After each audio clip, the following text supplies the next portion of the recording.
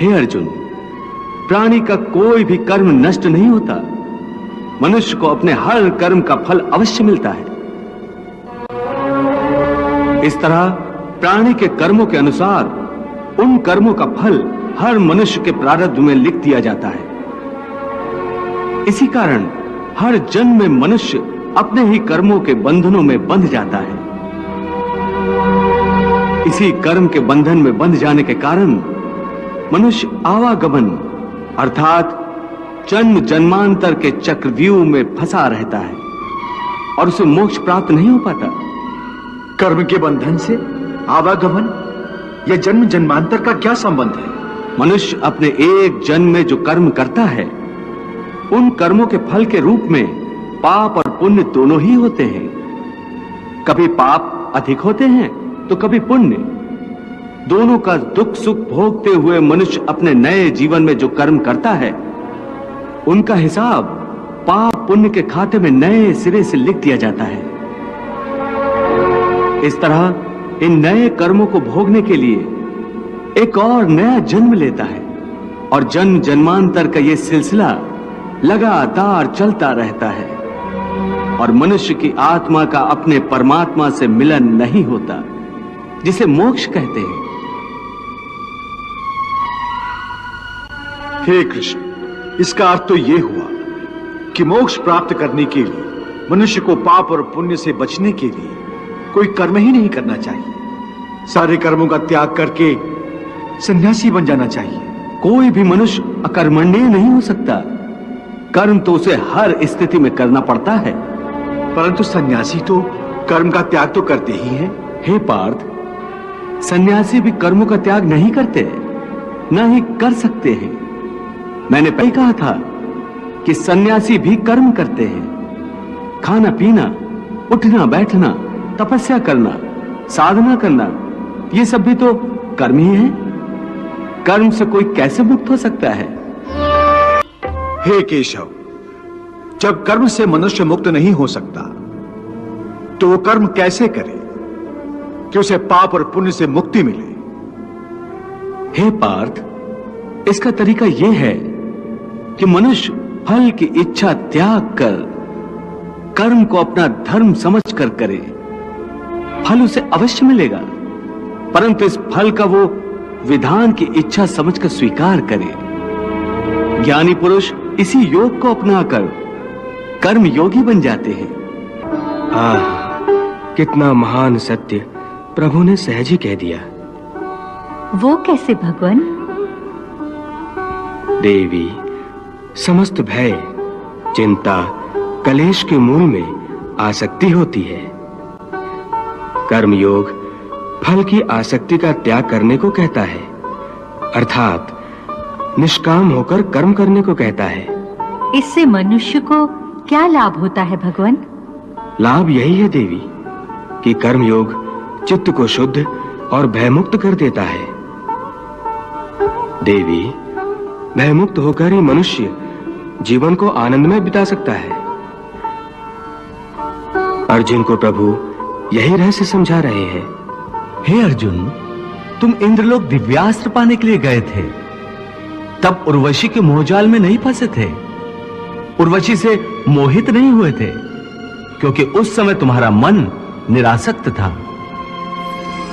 मैं तो यहाँ अपने अतिथि की सेवा में अपने आप को समर्पित करने आई हूँ। नहीं नहीं, ये धर्म नहीं है, ये तो अधर्म है, पाप है।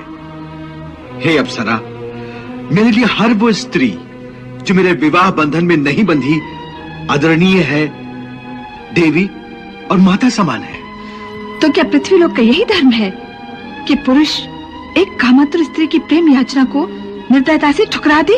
परंतु देवी, आपका मेरा रिश्ता एक स्त्री पुरुष का नहीं है, बल्कि धर्म और इंद्रलोक के नियमानुसार भी आप मेरी माता हैं। परंतु आज कैसे विचलित हो गए हो? उस समय तुम अपना धर्म नहीं भूले थे, परंतु इस समय तुम अपना धर्म भूल रहे हो। इसका कारण जानना चाहोगे? हाँ केशव, तुम्हारा मन तुम्हारे काबू में नहीं है, क्योंकि तुमने कर्म योग नहीं अपनाया। क्या कहा? कर्म योग से मन काबू में रहता है?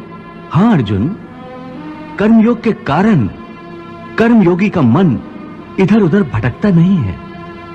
कर्मयोगी की बुद्धि स्थिर हो जाती है। जिस प्रकार पत्थर के एक मजबूत चट्टान को नदी की तूफानी लहरें भी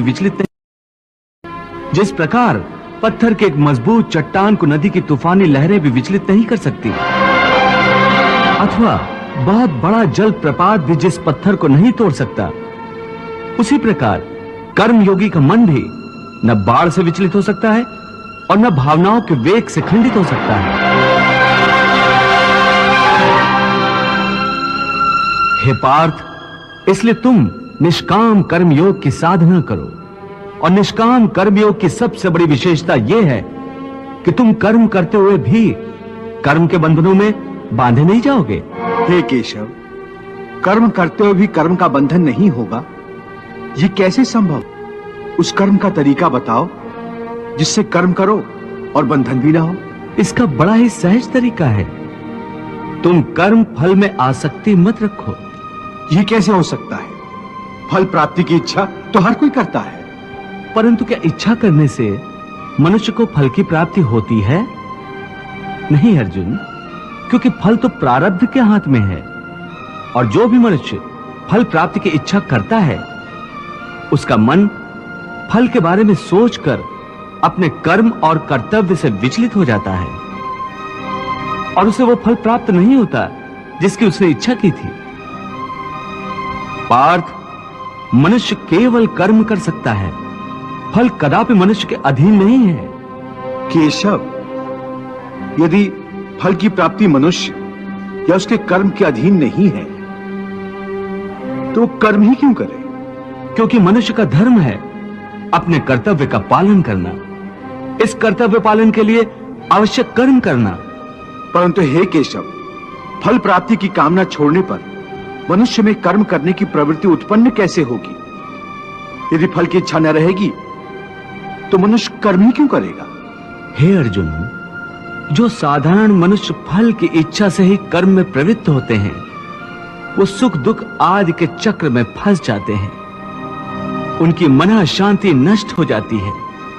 हर पल हर समय फल प्राप्ति के विचार से उनकी निद्रा उड़ जाती है।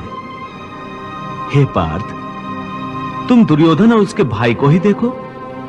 बचपन से ही दुर्योधन, शकुनी और दुशासन आदि ने हस्तिनापुर के सिंहासन को प्राप्त करने के लिए कितने अधर्म किए, याद है ना तुम्हें? उन्होंने जब भीम भैया को पानी में फेंक दिया था